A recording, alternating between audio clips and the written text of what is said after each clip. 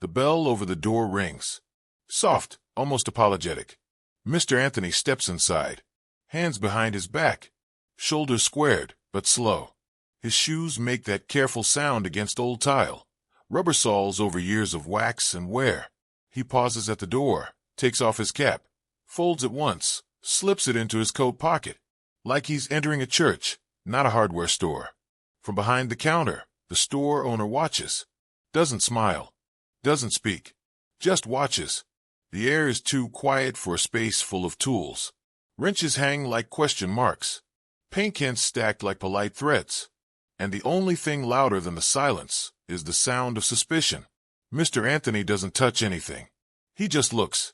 His eyes move like someone reading, not browsing, like he already knows what he needs. Maybe he's bought it before.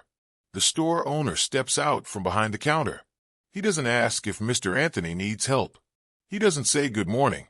He just says, "You planning on paying for whatever you already put in your pocket?" There's no one else in the store. Just two men. And that sentence. Mr. Anthony blinks once, then twice, but says nothing. He just slides his hand into his pocket. Slowly, the store owner's hand moves toward his belt. Not quite the holster, but not far. Mr. Anthony pulls out a folded piece of paper. Yellowed. Stamped. Signed. He lays it gently on the counter. The store owner leans in, and his face changes. But Mr. Anthony, he just turns and walks toward the aisle marked hinges and screws. Like nothing happened. Like if you've ever seen respect come too late. Comment if silence ever said more than shouting. Share this with someone who knows what quiet power looks like. The house sits at the end of Sycamore Street. Red brick, white trim. Front porch wide enough for two chairs, but only one is ever used. Mr. Anthony's house doesn't shout. It doesn't lean modern or antique. It just is, like it's always been there, like it doesn't need permission to stay.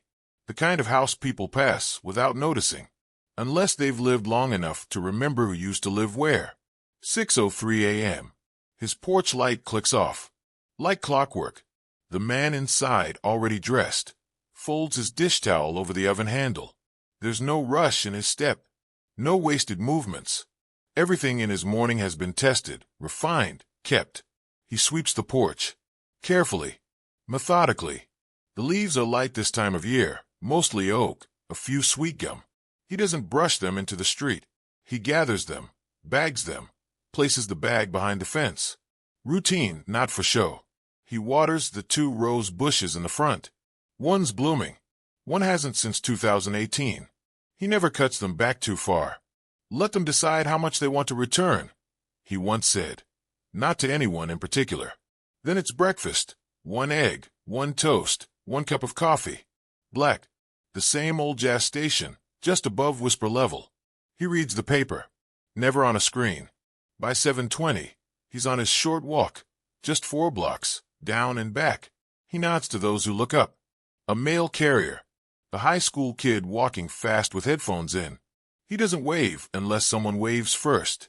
No one ever does anymore. Not around here. The block has changed. People are louder now. Landscaping's gotten fancy. The old meat market's a Pilates studio. And the neighbors? They nod with their mouths, but not their eyes. Say things like, "Such a cute home you have," as if they're seeing a postcard, not a person. They smile when they walk their golden doodles past, but never stop to ask his name. Still, Mr. Anthony keeps walking. Same 4 blocks. Because the sidewalk is still his. And because there are things you keep doing. Not for them, but for you. At 8 o'clock, he returns home. Pulls out a small black notebook from the drawer by the sink. Flips to the next page. He writes one sentence. The same way he has every morning for 12 years. Quiet today. Still here. Closes it. Slides it back into the drawer. There's a photo by the microwave. A woman in a pale yellow dress, smiling mid-laugh. Her hand on his shoulder. Her eyes so wide, you'd think she saw joy coming from a mile away. He doesn't touch the frame, but his eyes pause there always. For just long enough that if someone were watching, they'd know she mattered more than anyone ever would again. Then he grabs his coat. The sky's clear. He needs light bulbs. Maybe screws, maybe not. He'll see once he gets there. He takes the long way to the store. The same way he and Claudine used to walk when they were still young and the streets still cracked. The hardware store isn't what it used to be. It changed hands. The sign's different. The paint's fresh. But the door still creaks when it opens. Still smells like rubber, dust, and linoleum. He walks in, and that's when the bell rings. People like to say he's quiet. Like it means passive. Like it means weak. But Mr. Anthony's quiet is the kind you don't see until it's the only thing left in the room. That morning, he did everything he always does, and nothing out of place. Except one thing. When he put on his coat, he slipped that folded paper into his inside pocket. Not out of fear. Not out of spite. Just something told him. Today, it might matter. The store's new owner has been here for just under 8 months. His name is Darren, but no one calls him that. They just say, the guy who bought Mason's place. He's from Atlanta, or somewhere near it. Grew up in the suburbs. Wanted to own something real after his tech job folded. He tells customers he's bringing life back to the neighborhood. He doesn't say which life, or whose. The bell rings. Darren looks up from behind the counter. He's logging inventory on his laptop, a task he hates, but does loudly, clicking keys like gunshots. He sees the man walk in. Older, black, alone, moving slow, but not unsure. No bag, no phone, no obvious purpose. Darren watches. He doesn't say hello. He leans back in his chair, lets the man walk past the paint section, toward aisle 3. Old folks still coming like they remember when this was theirs. He doesn't say that out loud, but the thought lands hard, heavy enough to tilt his mood. Mr. Anthony doesn't rush. His fingers move across the shelf like he's reading Braille. He picks up a box of screws, then puts it down, looks at a wall hook, tilts his head, thinks. Darren watches every step. He stands, walks to the edge of the aisle, clears his throat. You need help finding something? His voice isn't helpful. It's sharp like a quiz. Mr. Anthony turns slowly, looks Darren in the eye. Just looking, thank you. His tone is calm, but full. Darren doesn't move. Okay, we've had a couple things walk out without being paid for this week, so. Mr. Anthony nods once, doesn't flinch, but he places both hands on the handle of his cart, not holding it, showing them. Open. Empty. Honest. Darren pretends to scratch his chin, but his eyes don't leave the man's coat pocket. You know, people forget things in their pocket sometimes. Mr. Anthony stares at him, long enough that the silence feels like heat. Then, without raising his voice, he says, I haven't forgotten anything since 1967. Darren half laughs, unsure if it's a joke. Okay, we've had incidents. You understand. No, Mr. Anthony replies. I don't. He walks past him, doesn't touch anything else, heads toward the counter. Darren follows, pretending it's about customer service. At 11:03, he catches himself doing something he swore he'd never do. Looking at the door. Waiting for Mr. Anthony to walk in. Even if just to nod. Even if just to be followed again. But the door doesn't open. By 1 p.m., Darren's already checked aisle 3 twice. Just checking inventory, he tells himself. But he's not looking for stock. He's looking for something that's not there. And he can feel it. The air has changed. By 3 p.m., he takes out the lease copy. Reads it for the 3rd time that week. There's a line near the bottom he hadn't noticed before. Terms may be reevaluated annually at owner's discretion. He stares at that word. Discretion. Something about it makes his throat feel dry. He picks up his phone. Thumbs hover over the contact. B. Carter Management. He doesn't call. Not because he doesn't want to, but because he wouldn't know what to say. What do you say to a man after you watched him like a suspect? Only to realize he wrote the deed? Around closing time, a man comes in, maybe 40s, wearing a city badge on his hip. He walks with ease, scans the aisles, grabs a pack of bolts, and steps to the counter. Didn't this place used to be Carter's Hardware? Darren nods. Yeah, I mean, technically, it still kind of is. What do you mean? Darren tries to smile. It doesn't land. Nothing. Just long story. The man raises an eyebrow. You know he fixed my grandmother's back porch for free once? In '88. Wouldn't even take a pie in return. He places the bolts on the counter. You ever talk to him? Darren hesitates. Not really. Just once.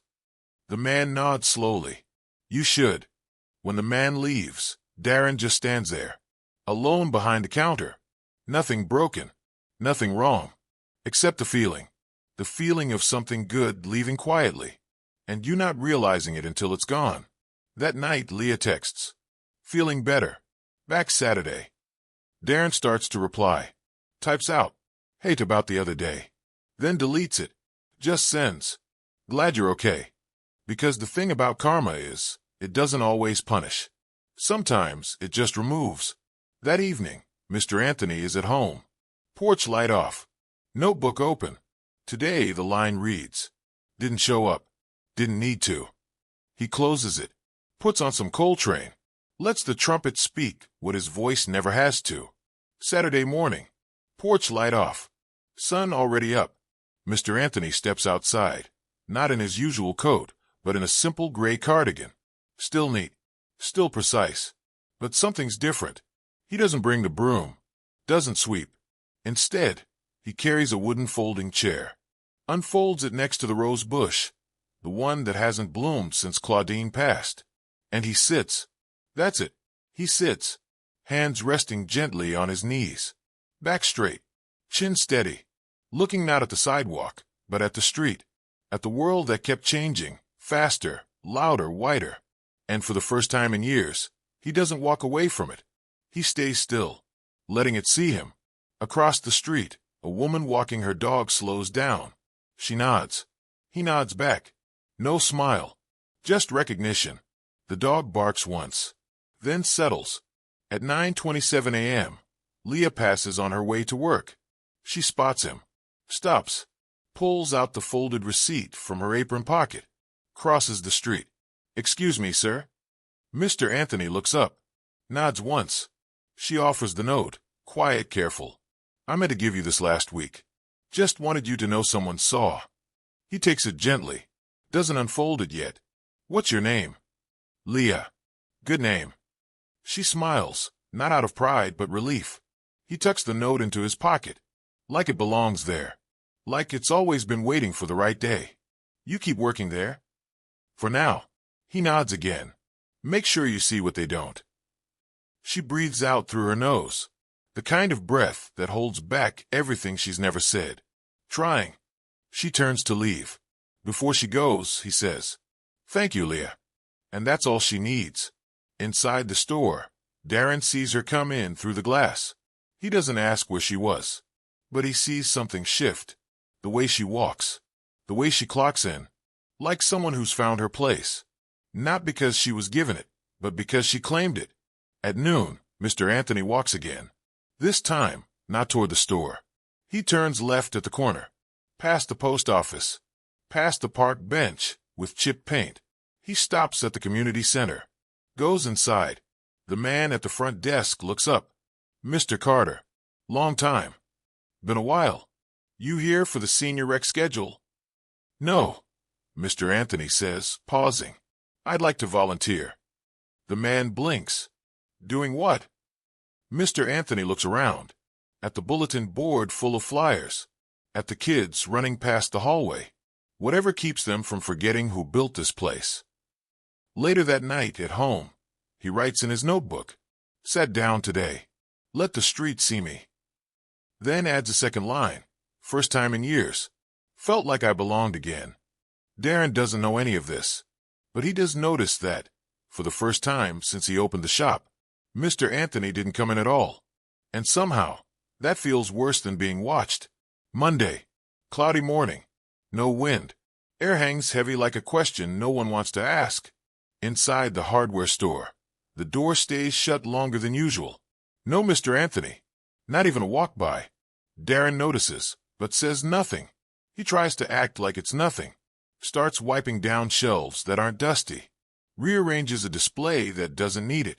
But his eyes keep drifting to the front window. To the sidewalk. And it's empty. At 11:04, a man walks in. Big frame. Wears a city utilities jacket. Smells like metal and sweat. He heads to aisle 2. Grabs a breaker panel. Walks up to the counter.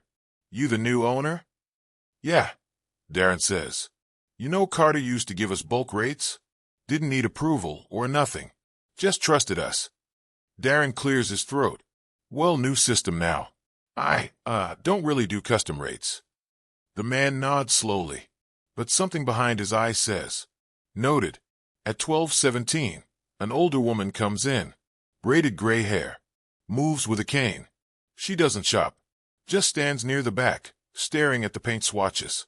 Leah sees her. Walks over. "Looking for a particular color, ma'am?" The woman nods at the blues. "Carter helped me paint my porch sky blue when I moved here. 1992. He said, 'Pick the one that feels like morning.'" She smiles. But only for a second. "This place don't feel like morning no more." Then she walks out. Leah doesn't stop her. Later that afternoon, a package arrives. Usual delivery guy. Always rushing. Today he pauses. Eyes Darren. "You still renting this place? Or you finally bought it?" "Still renting." The delivery guy nods slowly. Better keep it clean then." And just like that, he's gone. The comments don't come fast. But they come. Not loud. Not rude. Just reminders. Reminders that this store used to mean something. And now it just sells things. Back on Sycamore Street, a young girl, maybe 10, leaves a small bouquet on Mr. Anthony's porch. No note. Just wildflowers and a twist tie. Mr. Anthony finds it when he returns from the center. He doesn't ask where it came from. He knows. Inside, he writes, "The wind's changing, but I'm not moving." That Saturday, Leah gets in early. Before opening, she relabels a small shelf near the front. Carter's Corner, essentials only. A quiet gesture. She doesn't ask Darren. He doesn't notice, not yet. But customers do. One man sees it, nods, and says. Mr. Anthony stops at the counter, reaches into his inside coat pocket. Darren's stomach tenses. Out comes a piece of paper. Folded. Worn. No wallet. No phone. Just this. Mr. Anthony lays it down gently. "Lease document," he says. "This building. I've owned it since 1989. Darren doesn't move. "You lease from one of my kids. I let him handle that part. But the deed's still in my name. Always has been. No brag. No threat. Just facts." Darren's mouth opens, then closes again. The paper doesn't lie. Signature. Notary. Stamped. Everything in order. Mr. Anthony looks him in the eye again. Not angry. Just clear. "I needed screws," he says. Not suspicion. He folds the paper slowly. Slips it back into his pocket. Then turns. The bell rings as he walks out. Outside, the wind picks up. Mr. Anthony puts on his cap. Adjusts it just right. Then walks down Sycamore Street like he owns it. Because he does. Inside the store, Darren stands alone. Still. Staring at the counter. Like something just shifted, but he can't name it. He doesn't say sorry. He doesn't call after him. He just sits back down. But the keys feel louder now. And somehow, the air inside the store feels smaller. The thing about quiet men is this. You never know what room they've been in. Because they don't bring their resume. They bring their presence. And Mr. Anthony? He's been in rooms people like Darren will never be invited to. But he never brings it up. That night, Darren stays late. He tries not to think about it, but the moment replays. The look. The paper. The voice that didn't crack. He Googles building owner Sycamore Street.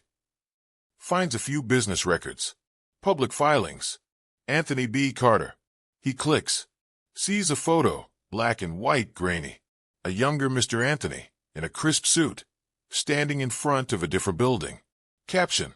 Local entrepreneur opens first black-owned hardware store on Sycamore, 1979. Darren leans back in his chair. The screen glows.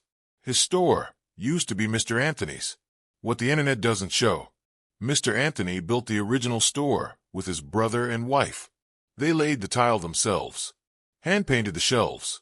Sold nails, hammers, and light bulbs to a neighborhood that didn't have a big box store within 10 miles.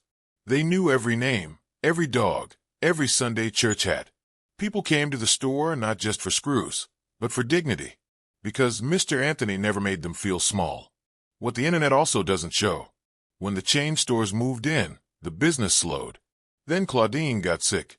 And Mr. Anthony, being who he was, closed shop before he ever let it feel like it was failing. He rented it out. Quietly. Let someone younger take it over. He didn't need credit. He just needed peace. Now, on his kitchen table, that same lease paper sits folded beside his mug. He doesn't look at it. He doesn't need to. He's eating collard greens from an old Tupperware, listening to Miles Davis on low. Outside, the streetlights blink into place. On the wall above the table is a shadow box frame. Inside it, a photo of Claudine, a rusted store key, a newspaper clipping, folded back to one paragraph. Mr. Carter said his goal was never to get rich, just to keep the neighborhood from falling apart. Mr. Anthony never mentions that quote, but he framed it anyway. Across town, in a small bar, a man named Jerome is talking to the bartender. "You know Mr. Carter?" he asks. "The old man on Sycamore?" "Yeah, he used to sell me light bulbs when I had no business to be fixing anything. Used to tell me, 'Don't let the way they look at you decide how you walk in.'" The bartender nods, pours him another. No one writes that quote down, but it stays in the room. There's a kind of power that doesn't move anymore, because it already shaped the ground. And Mr. Anthony, he walks it daily. Not for pride, not for pity, just so it doesn't get erased.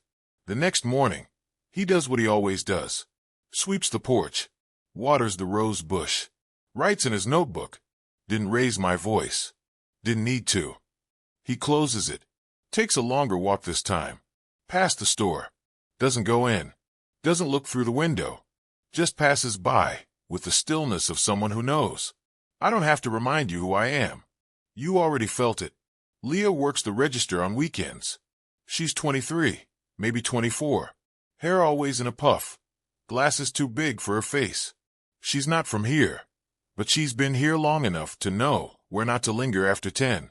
She clocks in, keeps her head down, and saves up tips from the coffee shop across the street.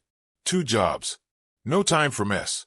She noticed Mr. Anthony the first week she started.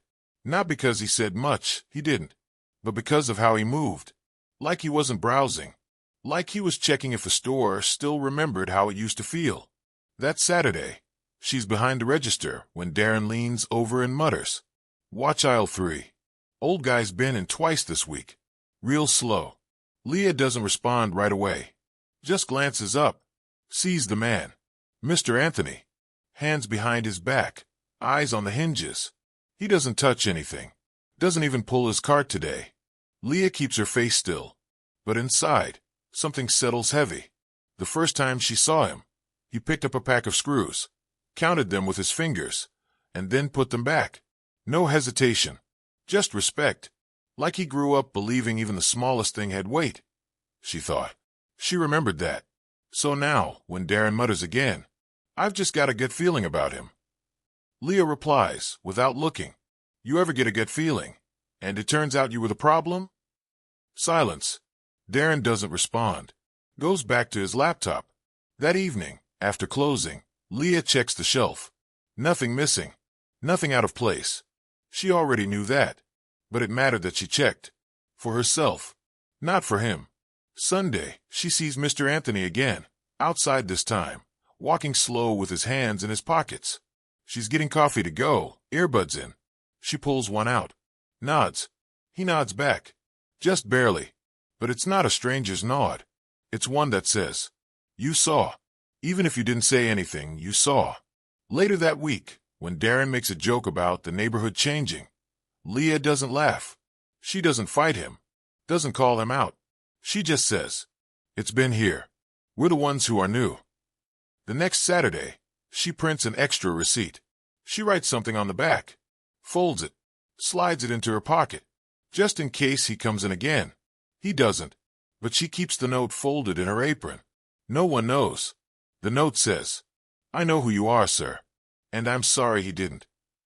Because not every witness is loud. Sometimes they just see you, and remember. Tuesday morning. The store opens late. Not by much, Just 15 minutes. But Darren's never late. He stands at the front, keys fumbling. A line of 2 customers already waiting. Sorry guys, he mumbles. Overslept. That's not true. He didn't sleep much at all. Because last night, he drove past the building. Mr. Anthony's building. He parked half a block away and just stared. He couldn't explain why. Maybe he thought the man would be out on the porch. Maybe he wanted to say something. But the lights were off. Porch empty. Just one chair. Facing the street, like it didn't expect visitors. Now, back at the store, something's off. Leah's not at the register, called in sick. Shelves feel messier than usual. And for the first time since Darren took over, no music plays. He doesn't notice the silence right away. But he feels it. The kind that settles behind your ribs. About time. Darren feels it all. Not in arguments, but in space. People don't linger like they used to. They grab what they need, and they leave. The energy's changed. Not hostile, just colder.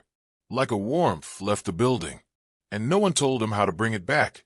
That night, he sits at the counter after closing. No lights. Just the hum of the fridge in the back. He looks at the front door. The same one Mr. Anthony walked through. He wonders, did I lose a customer? Or did I lose something I can't name? Down the street, porch light on. Notebook open. Today, the line reads. They've started to notice. Not me, the missing. 2 weeks pass. No sign of Mr. Anthony at the hardware store. No complaint. No confrontation. Just silence. And somehow, it's louder than anything else in the room. Darren finally asks Leah, You seen him lately? She shrugs. Not at the store. Anywhere. She pauses, choosing her words. He's not hiding. You're just not where he is. Then she turns back to stocking. That same afternoon, Darren checks the numbers. Sales are down. Not drastic, but dipping. Regulars aren't staying long. New faces ask fewer questions. And that shelf Leah made? Carter's Corner? It's the most visited part of the store. People don't say much. They just go straight to it. Like it matters more now. The ripple spreads in ways Darren doesn't expect. Vendors start calling less.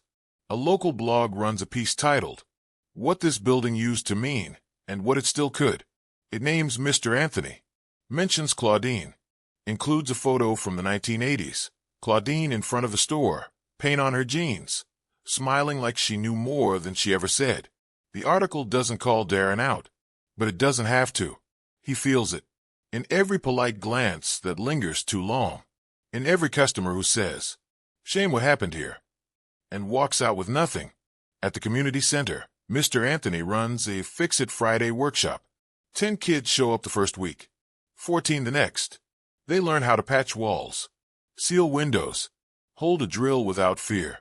They don't know the full story, but they know the man teaching them walks like he's earned it.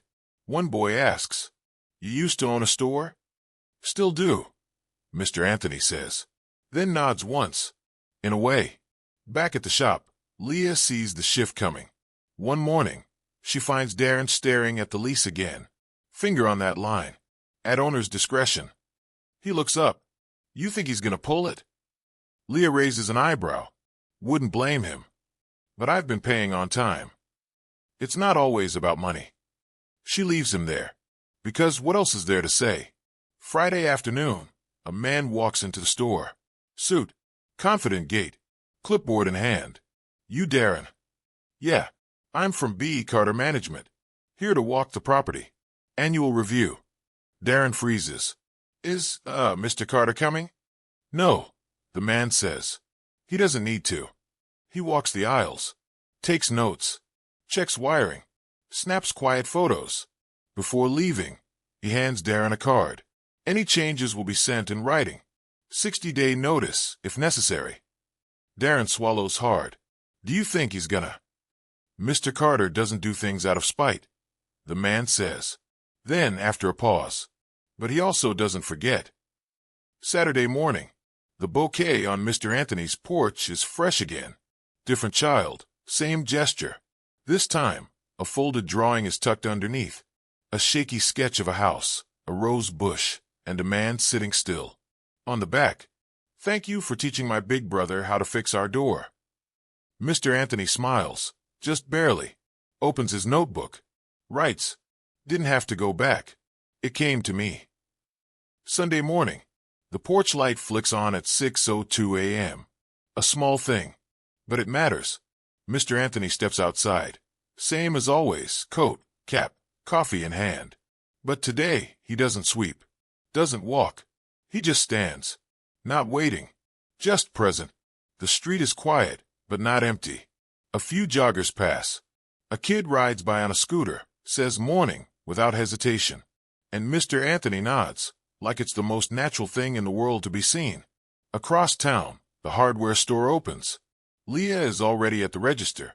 Darren's in the back, pretending to take inventory, but mostly staring at his phone. No one says it, but the store feels different now. Not cold, not hostile, just aware, like it knows something it used to ignore. At 10:17 a.m., a young man walks in, wearing a faded hoodie, hands rough with paint stains. He heads straight to Carter's corner, picks out a pack of screws and a level, walks to the counter. "Mr. Carter still own this place?" Leah nods. "In all the ways that matter." The man smiles. "Good." He pays. Doesn't ask for a bag. Before leaving, he says, "Tell him thanks. My dad used to bring me here. Said Mr. Carter's the reason we still got a roof." Then he's gone. Leah doesn't say anything, but she watches the door close gently behind him. At noon, Darren steps outside, lights a cigarette he swore he quit, leans against the wall, watches the clouds move slow across the sky. He hasn't seen Mr. Anthony since the incident, but he thinks about him almost every day now. Not out of guilt, not even fear, just that strange weight of finally knowing who you dismissed and not being able to undo it. In the distance, a delivery truck slows, then passes. For a moment, Darren considers walking to Sycamore, saying something. But what? What do you say to someone whose silence meant more than your apology ever could? So he stays. That evening, on the porch, Mr. Anthony sits in the chair beside the rose bush. The bush is starting to bloom again, just one flower, pale and stubborn. He watches the sun fall behind the houses, lets the warmth sit on his face. Inside, the notebook stays closed. Some things don't need to be written anymore. Before heading in, he stands, folds the chair. But this time, he doesn't take it inside. He leaves it there, like he's expecting someone else might want to sit. No music, no speech, no lesson. Just a man who was here the whole time, and a world that finally slowed down long enough to see him.